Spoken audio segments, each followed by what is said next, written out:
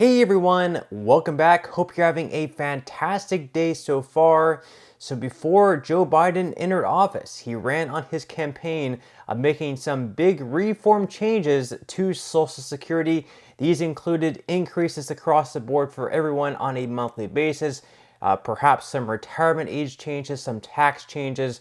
But until now, he has really not acted on those issues. He has not said that he really wants to reform Social Security until now, despite the fact that over the past few years, we've had some really good bills out there that would reform Social Security and make sure that we don't have those large benefit cuts of anywhere between 20 to 25% that absolutely will happen if nothing takes place by the year of 2032 or 2033. So we're going to go ahead and dive into those facts in today's video. But before we go ahead and dive into it, if you would mind helping me out real quickly by just give this video a like, that just helps out with the good old YouTube algorithm. And also consider subscribing to my channel if you have not already.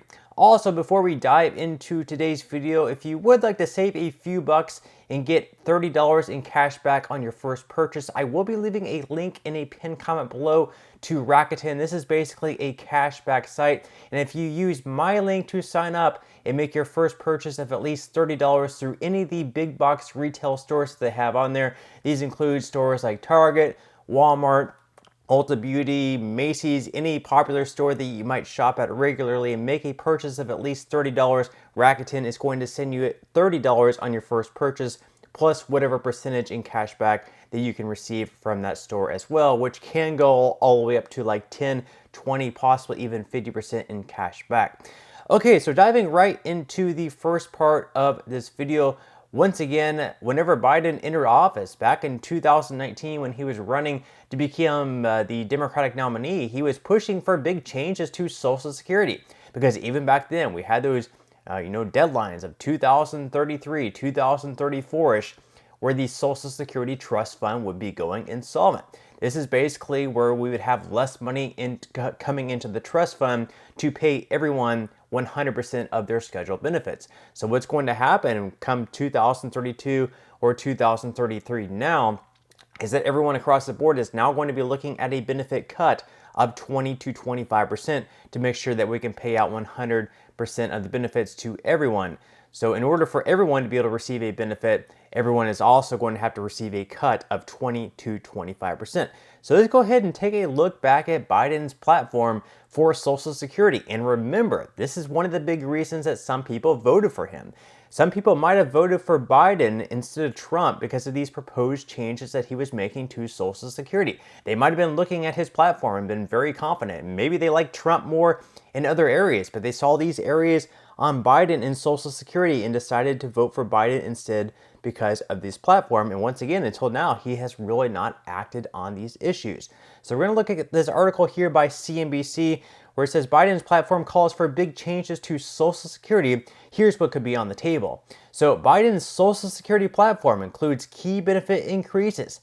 Eligible workers would get a guaranteed minimum benefit equal to at least 125% of the federal poverty level. People who have received benefits for at least 20 years would also get a 5% bump.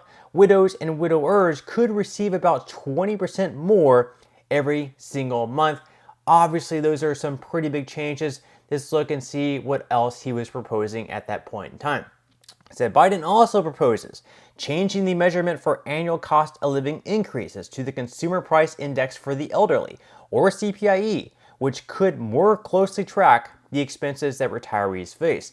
Now, we've seen numerous studies on this where the CPIE on an annual basis is usually a good bit higher than the CPIW. So over time, this would result in larger increases each and every year as well. And then finally, to pay for the changes and extend the program's solvency, Biden would apply Social Security payroll taxes to those making $400,000 and up. In 2020, only wages up to $137,700 are subject to those levies. And once again, until now, until his State of the Union, he hasn't really addressed Social Security reform that much. So it took him from 2019, 2020, whenever he was campaigning to be the next president of the United States, all the way until 2024, conveniently just a few months before the election coming up in November, to really address Social Security once again. And of course, at the State of the Union, Biden said that we must protect and strengthen Social Security. But obviously, in order to do both of those things, in order to protect and strengthen Social Security, we need to make sure that we're not going to be having those benefit cuts of anywhere between 20 to 25%. We must have some type of Social Security reform.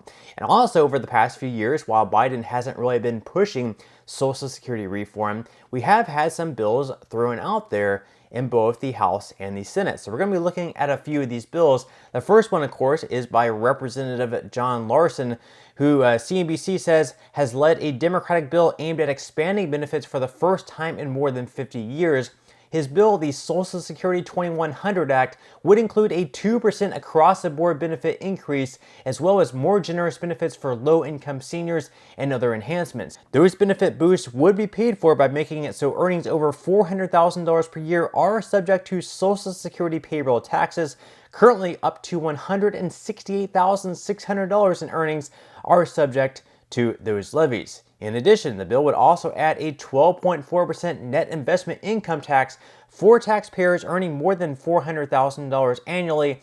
Larson's Social Security proposal currently has almost 200 House co-sponsors with companion legislation in the Senate, but it has yet to be voted on. Now, another proposal out there currently is by Bernie Sanders and also being led by Elizabeth Warren as well, and similarly aims to make benefits more generous, raise taxes on the wealthy, and extend Social Security solvency.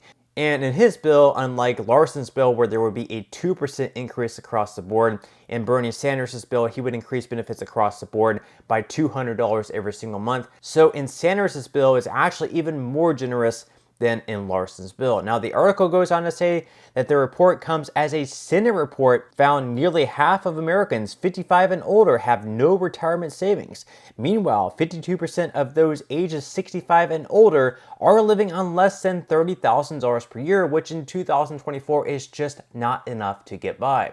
Now, they go on to say that House Republicans are focusing on other efforts to create a bipartisan fiscal commission that would evaluate Social Security, Medicare, and other government spending.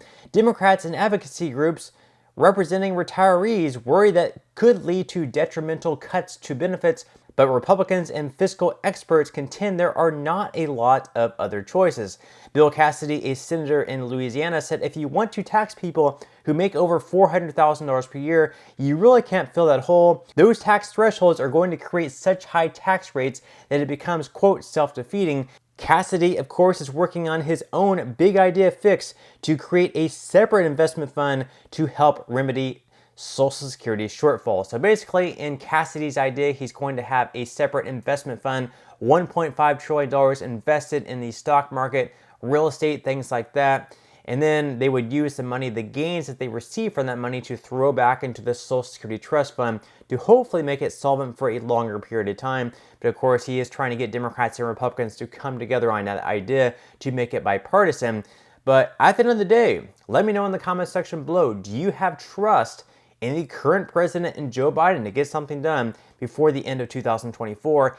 And if not, are you willing to give Biden 4 more years at the helm to get something done with Social Security before we have this huge cut in benefits of 20 to 25%? Or perhaps do you trust Donald Trump to get something done more than Biden? Let me know in the comment section below who you trust more. Do you trust Biden more to get something done with Social Security? Or do you trust Donald Trump more to get something done with Social Security?